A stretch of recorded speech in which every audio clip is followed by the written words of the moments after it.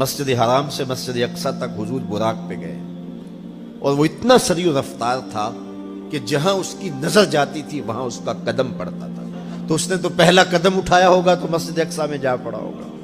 اور اتنی سرعت کے ساتھ وہ رفتار کے ساتھ چلتا ہے، پھر حضور اس کی پشت پہ جلوہ فراز. یہ 1000 کلومیٹر فی گھنٹے کی رفتار سے جہاز چلے تو کسی میں ہے ہمت کہ اس کی ننگی پشت پہ بیٹھ جائے؟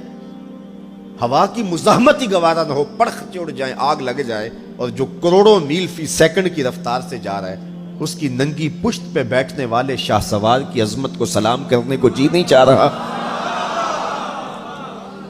اچھا، پھر اتنی سرعت کے ساتھ جائیں تو راستے میں کوئی دکھائی بھی دے تو سجھائی نہیں دیتا، اچھی طرح پہچان نہیں پاتا بندہ. یار تم گزرے تھے، کہا میں تیزی میں تھا.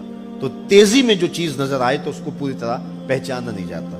لیکن اب اس رفتار سے جا رہے ہیں، لیکن معرفت کا عالم کیا ہے کہ میں حضرت موسیٰ کی قبر کے قریب سے گزرا، میں نے دیکھا وہ قبر میں کھڑے ہو کے نماز پڑھ رہے.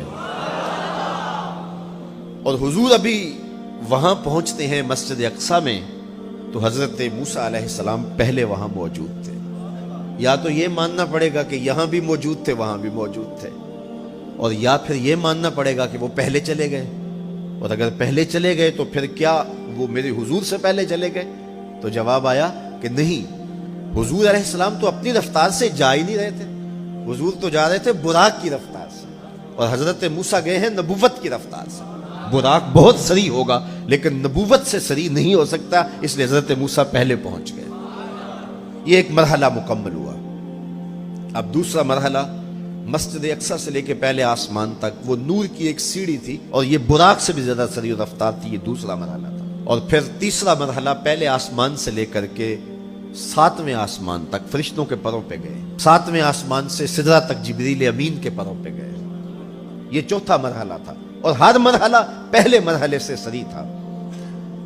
اور پھر سدرہ پہ جا کے جبریل نے بھی کہا کہ آگے میں نہیں جا سکتا. لو دنوت خطوۃ لاحترقت، اگر میں آگے بڑھوں تو جل کے راکھ ہوتا ہوں. تو حضور علیہ السلام کے لیے ایک سبز نوری تخت لایا گیا جسے رف رف کہتے تھے.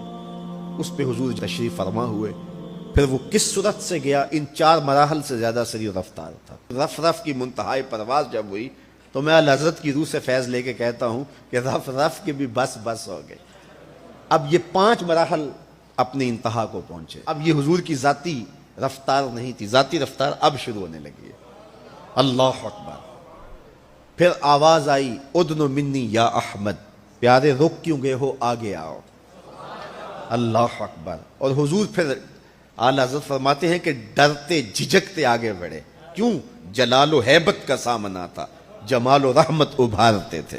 عبد تھے نا، معبود کے حضور حاضر ہو رہے تھے تو جلال و ہیبت کا سامنا تھا، جمال و رحمت ابھارتے تھے. آواز آئی، محبوب آگے بڑھیے. حضور نے ایک قدم اٹھایا. اب پھر فاصلہ کتنا طے ہوا ایک قدم میں؟ مسجد حرام سے لے کے مسجد اقصی تک براق نے جتنا فاصلہ طے کیا، مسجد اقصی سے لے کر پہلے آسمان تک نور کی سیڑھی نے جتنا فاصلہ طے کیا، اور پہلے آسمان سے 7ویں آسمان تک، اور پھر وہاں سے سدرہ تک جبریل اور فرشتوں نے جو فاصلے طے کیے، پھر اس کے بعد رف رف جہاں تک گیا. ٹوٹل ان 5 مراحل میں جتنے فاصلے طے ہوئے، حضور کے ایک قدم اٹھنے سے اتنے فاصلے طے ہو گئے. اب یہ رفتار تھی میرے حضور کی. پھر ہر قدم میں اتنا فاصلہ طے ہوتا جتنا پیچھے ٹوٹل قدموں سمیت فاصلہ طے ہو چکا ہوتا. اب کوئی حساب کر کے تو دکھائے. اللہ اکبر. اور پھر آواز آتی گئی، بڑھ اے محمد، قریب ہو احمد، قریب آ سرور ممجد. نثار جاؤں وہ کیا ندا تھی، وہ کیا سما تھا، وہ کیا مزے تھے. 70,000 مرتبہ آواز آئی اور حضور کے قدم اٹھتے گئے. پھر کہاں تک پہنچے؟ کوئی حد ہے ان کے عروج کی، بالا غل اولابے. اور اس کو میرے رب نے سفر نہیں کہا یہ ابھی میرے نبی کی سیر ہے. کیا سمجھو گے میرے رسول کو؟ اس کی سیر اتنی سری ہے کہ تمہاری عقلیں تھک گئی ہیں، اور اگر وہ سفر کرنے پہ آئے تو پھر عالم کیا ہوگا. سی راز میراج محبتاں دا نہیں سی کسے دی سمجھ وچ آن والا. سدیا طالب تے گیا مطلوب ہوتے. جبرائیل سی صد لے جان والا. بازے آخ دے بن دروازیاں تو کیویں پہنچیا عرش تے جان والا. ابر عقل نو ایتھے دخل کیے جانے جان والا یا لے جان والا. یہ میرے رب کا دعویٰ ہے، اپنے محبوب کو سیر میں نے کروائی.